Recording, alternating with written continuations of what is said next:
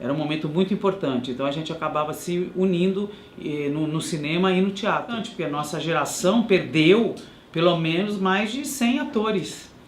Atores maravilhosos, uma geração toda praticamente morreu na AIDS, porque a gente nem sabia o que era. E a Elis Regina, que em 81 foi para Som Livre, e infelizmente antes dela lançar o disco ela faleceu, né? Que era o meu ídolo. Eu falei, que bom, agora eu vou falar com a Elis Regina, não sei o que, barará. Infelizmente não deu tempo. No Castelo, o Cal Hamburger me chamou e falou, Rosê, eu quero que você faça uma bruxa. A Miriam Muniz não aceitou. Eu falei, que bom que ela não aceitou aí fazer. É sempre assim, né? Como essa. E a Mamusca também fez muito sucesso. E até hoje também tem muito que eu chamo minha mãe de Mamusca por causa da Mamusca.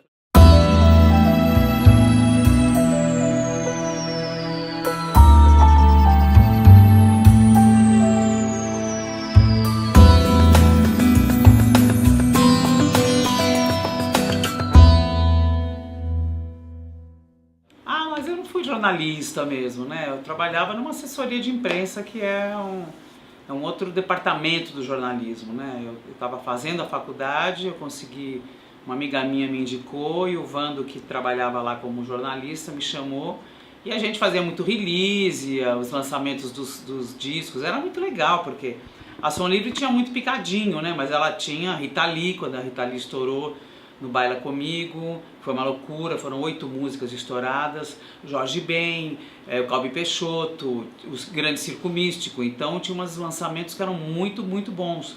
E a Elis Regina, que em 81 foi para Som Livre, e infelizmente antes dela lançar o disco ela faleceu, né? Que era o meu ídolo. Eu falei, que bom, agora eu vou falar com a Elis Regina, não sei o que, barará. Infelizmente não deu tempo, mas foi muito divertido, né? A gente fazia os lançamentos, a Marília Gabriela.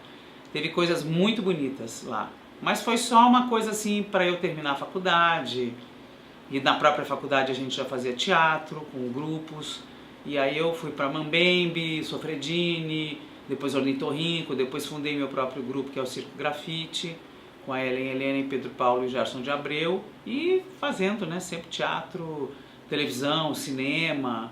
Aí eu fui para a Globo com 40 anos, já fui bem mais tarde para a Rede Globo. E aí estamos lá até agora, trabalhando uns 20 e tantos anos, intercalando, né, com teatro, com cinema, com tudo que dá para fazer. A cabeça da nossa geração foi feita pelo cinema. A gente ia para ver o Buñuel, para ver o Pasolini, para ver os grandes diretores, os grandes filmes, Cria Cuervos, o Apocalipse Now. A gente era irado nos filmes, né? Porque era a Laranja Mecânica, que demorou 8 anos para chegar no Brasil. Os filmes não chegavam no Brasil como chegam hoje em dia. Então a gente tinha que esperar 5, 6, 1 ano, não era essa coisa imediata. E era muito esperado, porque eram filmes incríveis, formadores, né? O cinema realmente formou essa geração toda. E eu ainda sou apaixonada pelo cinema. Eu adoro cinema, adoro filme, adoro tudo que eu possa ver de cinema, eu vou assistir. Mas naquela época não dava, porque naquela época só tinha Porno Chanchada, 74, 72. Eu vinha falar pro meu pai, vou fazer cinema. E era uma coisa que estava totalmente fora da nossa cabeça, porque você tinha os grandes diretores internacionais e tinha os nacionais, né? O Cacá Diegues, né? Eu conheci Joaquim Pedro de Andrade, tive sorte de conhecê-lo numa fazenda com 15 anos. Ele nem tinha feito Macunaíma ainda.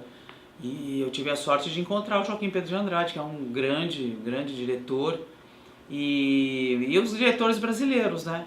Que eram a Embrafilme, né? Os grandes, o Glauber Rocha, o Carlos Barreto, o Cacá Diegues, que eram os ícones, né? Você nunca imaginaria que hoje em dia você pudesse pegar uma câmera e fazer filme, né? Era uma coisa impensável, cinema era para quem fazia ali, né? Era uma coisa assim que não dava nem para pensar. Hoje em dia não, né? Hoje em dia todo mundo faz um filme aí em casa, entendeu?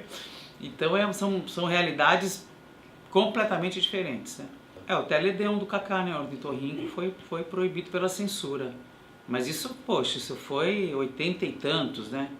Eu não peguei a época brava da ditadura, eu peguei um pouco depois. Só que o teatro naquela época era muito forte. A gente estava passando por aquela situação, né, na greve da ECA, 75, 76, e a gente ia pro teatro para ver aquilo. Então tinha peças, a Patética, a Fábrica de Chocolate, que falavam sobre tortura, e a gente ia para lá para ver, porque era um momento da gente se reunir, né, com a própria classe, com os autores, com os dramaturgos, com todo mundo, então, e estava todo mundo muito ligado.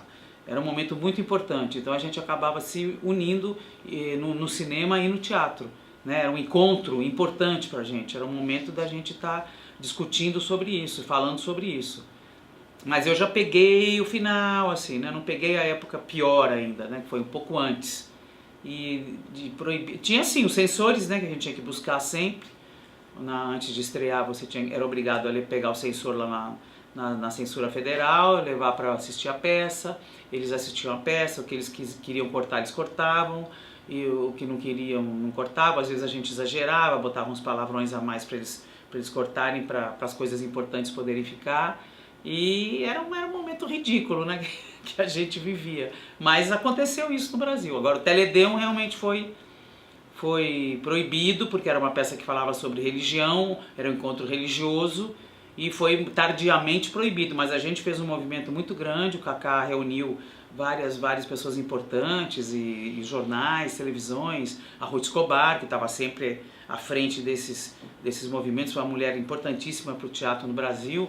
Os festivais internacionais dela eram impressionantemente importantes, era a única maneira da gente ver as peças, as melhores peças do mundo no Brasil, só quando a Ruth Escobar fazia os festivais. E ela também sempre foi uma pessoa muito ativista, muito importante para o meio artístico. E a gente se reunia e resolvia as coisas, era assim. O Galizia já estava fora, já estava nos Estados Unidos há muito tempo, né? Porque ele formou o grupo com o Kaká e a Maria Alice. Né? Eu nem fui da época do Ornitorrinco quando eles estavam lá, né? Que ele fez Marragone, etc e tal. E ele foi uma das primeiras pessoas, e a gente não sabia o que era, ninguém sabia, ninguém sabia o que era isso, ninguém sabia o que ele tinha, o que ele teve. Então foi muito chocante, porque a nossa geração perdeu pelo menos mais de 100 atores maravilhosos, uma geração toda praticamente morreu na AIDS, porque a gente nem sabia o que era, como é que pegava, de onde que vinha. Foi um momento punk assim pra gente, porque muitos já estavam provavelmente infectados e não sabiam como né, como é que não tinha como sarar. Não é como hoje, né, que a pessoa é portadora há 20, 25 anos e não morre. Você pode ser portador e não morrer, mas naquela época a gente não tinha isso. Não tinha coquetel, não tinha instrução, não tinha conversa, não sabíamos nem como é que aquilo era transmitido. Então muita gente morreu, era terrível, a gente ficava sabendo, olha, fulano não tá. Até a Ed Fraser fez um movimento grande para ajudar as pessoas que estavam com AIDS, porque as pessoas não podiam trabalhar, acabavam, né, de uma maneira muito triste. Então tudo que a gente pôde fazer para ajudá-los a gente fez, mas foi um choque muito grande, né? Até hoje só que hoje você tem recursos, né? Você pode sobreviver à AIDS. Um ator que começa na televisão, que não tem a tradição do teatro, ele nem quer saber, né? Porque teatro dá trabalho, né? Dá trabalho, tem que ensaiar, é muito difícil de fazer. A televisão não, de repente o cara começa com 15 anos na Malhação e vai indo, a carreira dele vai indo pela televisão, eventualmente ele vai lá e faz uma peça. Tem muito ator que nunca fez nada de teatro. É uma outra maneira de você. Na nossa geração a gente ia sempre pelo teatro, né? E muita gente falava, você vai pra televisão, vai se vender pro sistema, aqueles papos furados que tinha antigamente. Até hoje também tem um pouco, né? Mas hoje em dia a televisão já não é mais o que era. Hoje em dia a televisão é um grande meio e que revelou pessoas incríveis, atores maravilhosos, né? Hoje em dia não tem mais esse ranço, porque é um ranço, né? Pô, você não faz cinema, televisão, teatro, são manifestações do artista que você é, né? Uma coisa não nega a outra, você pode fazer tudo e muito mais do que isso. Uma coisa também não te impede de fazer a outra, né? Mas naquela época tinha muito isso, tanto quanto o Raul Cortez foi, Raul, tá vendo? O Raul Cortez foi pra Globo, que horror, né? Então existia um pouco isso, mas acho que hoje já melhorou bastante. E o cinema também revelou muita gente pra televisão, né? Ultimamente está acontecendo muito isso, porque como o cinema tem essa abertura maior para pegar pessoas que não são famosas, né? Que nem você vê Cidade de Deus, já pensou botar só ator da Globo fazer de Cidade de Deus? Não dá, né? bota a loira fazendo favelada, não dá. Então o Fernando Meirelles realmente subverteu em Cidade de Deus, pegando um elenco que não era nem, né, que você falava, nossa, de onde é que saíram essas pessoas tão maravilhosas, né? Aí então já veio uma movimentação toda diferente que está vindo esses anos todos, do pessoal do Vidigal, do Nós do Morro. São composições diferentes, né? O tempo passa, muda tudo. Não tem... O novo sempre vem, né? No Castelo, o Carl Hamburger me chamou e falou, ah, mas eu quero que você faça uma bruxa. A Miriam Muniz não aceitou. Eu falei, ai, que bom que ela não aceitou aí pra fazer. É sempre assim, né? E foi um trabalho incrível, até hoje, que eu dou autógrafo até hoje na rua como Morgana, né? As pessoas amam, é uma coisa impressionante. O Castelo realmente formou gerações e gerações e gerações e gerações, porque é um programa que foi feito com o pessoal da Escola da Vila, que são pessoas absolutamente super responsáveis pelo conteúdo, e a Ana Mui Laerte, né, e o Flávio também, que escreveu, e o Cal, é um grande projeto. É um grande projeto praticamente perfeito, né? Não tinha nada que você dissesse, ah, isso aqui não cai, o Cássio com o Nino, o Pascoal da Conceição, o Sérgio Mamberti, a Angela Dipp, então a Patrícia Gaspar, foi um grande, Eduardo Silva fazendo bongô, foi um sucesso e é um sucesso até hoje. Então a gente até hoje carrega esse resíduo de qualidade que o Castelo trouxe para todos nós e que é maravilhoso, né? Qualquer ator do mundo gosta quando acerta uma personagem como essa. E a Mamusca também fez muito sucesso e até hoje também tem muito que eu chamo minha mãe de Mamusca por causa da Mamusca. Eu falei, então. E foi uma novela também que ninguém dava nada por ela, era uma novela meio pequena, do João Emanuel Carneiro, personagens núcleos diferentes que às vezes nem se comunicavam, pequenos núcleos, e foi um estrondo, né? A gente chegou a dar 50 de Ibope numa novela das 7, então são coisas do inexplicável, né? Acho que quando a gente atinge aquela coisa arquetipal, é como Harry Potter, né? Harry Potter é uma coisa que atinge a pessoa num lugar em que todo mundo quer ter poder, todo mundo quer ser um bruxinho, todo mundo quer ser uma bruxinha. Eu acho que é uma coisa, sabe, do humano. Quando a gente atinge isso, a gente acaba sendo imortal, né? Eu adorava estudar, sempre gostei de estudar. Eu nem sei mesmo como é que esse negócio do teatro apareceu. Não era uma coisa que eu tinha desde criança. Eu fui me admirando no teatro, fui assistindo coisas que eu gostava.